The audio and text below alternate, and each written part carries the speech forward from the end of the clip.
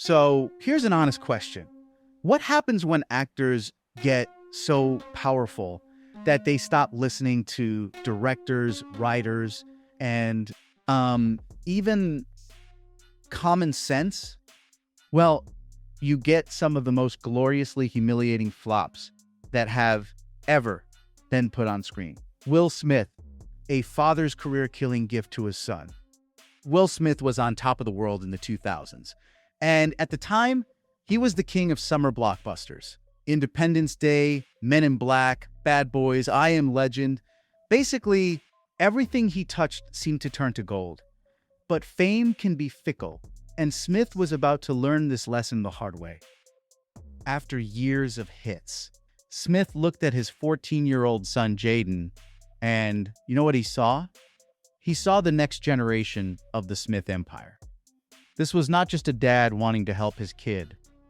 This was a major Hollywood star trying to reshape the industry around his family. And Smith didn't just want Jaden to have a role. He wanted to build a whole franchise around him. A science fiction epic that Smith created, developed, and forced into existence through sheer star power. Now, enter a movie called After Earth. But here's the truly sad part. The premise actually had a lot of potential. A father and son crash land on a hostile future Earth where everything has evolved to kill humans.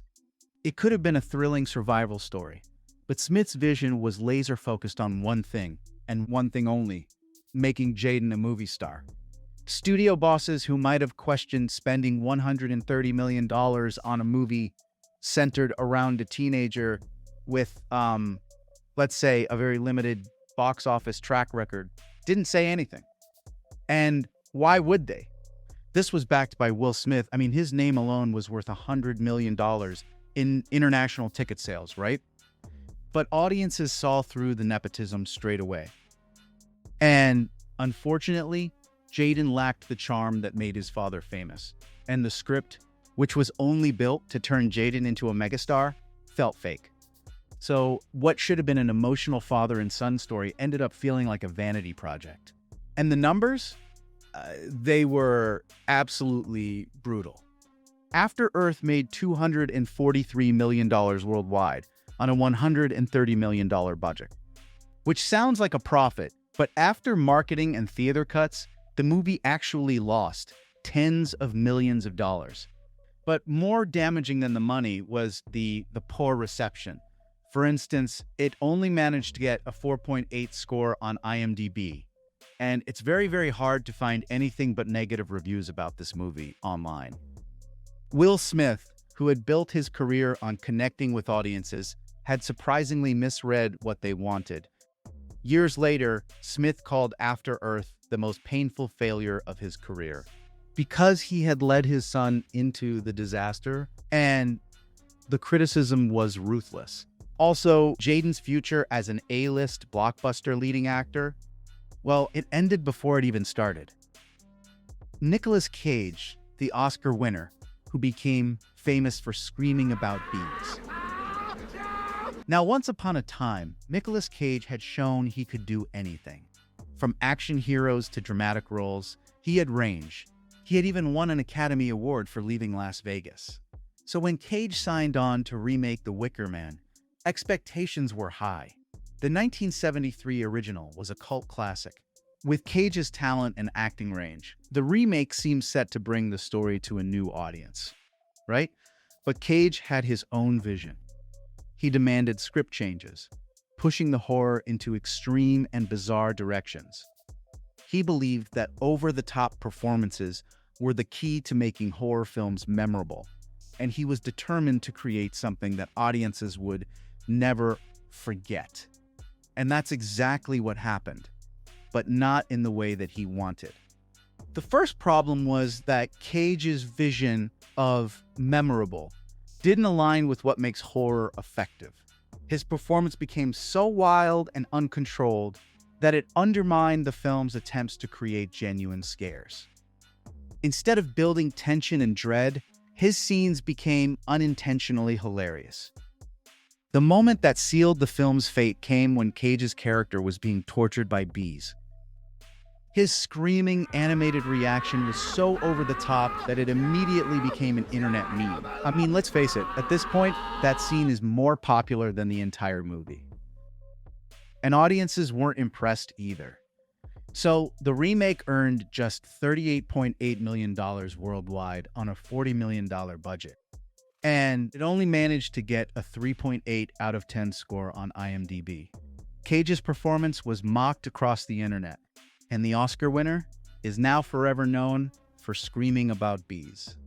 Which is just another unforgettable moment of Cage chaos to archive in his never-ending collection of wonderfully weird performances.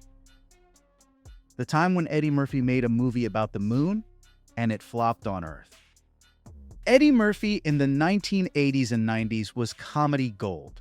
Beverly Hills Cop, Coming to America, and The Nutty Professor. It seemed like he could make people laugh at anything. His timing was perfect, and his box office appeal was huge. But success has a way of insulating stars from reality, and Murphy was about to discover just how disconnected from reality he had become. The year was 2002.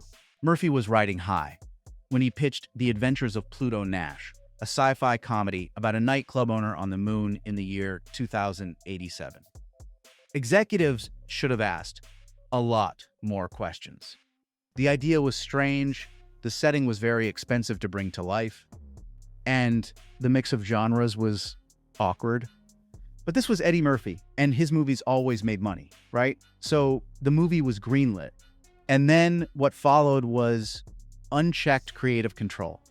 Murphy had so much power that no one dared challenge his vision. He approved a script that mixed detective noir with lunar comedy. He signed off on costly special effects that still ended up looking cheap. He backed casting choices with actors who had no chemistry with his style. And the red flags, well, they were piling up. Test audiences were confused by the tone, and the jokes weren't landing. But Murphy's team pressed forward, convinced that his star power would overcome any creative shortcomings. The result was a total disaster. Pluto Nash cost $100 million, but earned just $7 million worldwide. That means it lost over $90 million, making it one of the biggest financial disasters in movie history. And that is just on the production budget. God only knows what they spent on marketing. And this epic box office collapse pretty much marked the beginning of the end of Murphy's reign as the king of action comedy blockbusters. Mariah Carey, a movie so bad, the soundtrack flopped too. At her peak, Mariah Carey was unstoppable. Her songs topped the charts, her voice was legendary, and her impact on music was huge. She had conquered one entertainment medium so completely that expanding into others seemed like a natural progression. So, when Hollywood came calling, it felt inevitable that she would become just as successful on screen as she was on stage. And glitter was meant to be Carey's vehicle for movie stardom. I mean, the concept had potential. Musical dramas had worked before, and Carey had a built-in fan base that seemed like they would support anything she produced. But Carey's approach to the project revealed the dangers of translating success from one medium to another without understanding the fundamental differences. She demanded total creative control, insisting that the entire movie be structured around showcasing her music rather than telling a compelling story. Every narrative choice was filtered through the question of how it would showcase Carey's ability to sing, rather than how it would serve the film. This created a fundamental structural problem, because instead of a movie that happened to have great music, Glitter became an extended music video that happened to have some plot connecting the songs. And the story felt secondary to the musical numbers. Word of mouth about how terrible the movie was spread fast, and even her fans didn't turn up. So the final numbers were truly devastating. Made for $22 million, the film earned just $5.3 million worldwide. Catastrophic failure, by any measure. But the critical reception was even worse. With a 2.4 rating on IMDb, it became one of the lowest-rated movies ever made. But guess what? The movie didn't just flop, the soundtrack flopped too. The Glitter soundtrack debuted at just number 7 on the Billboard 200, and that was her lowest charting album ever.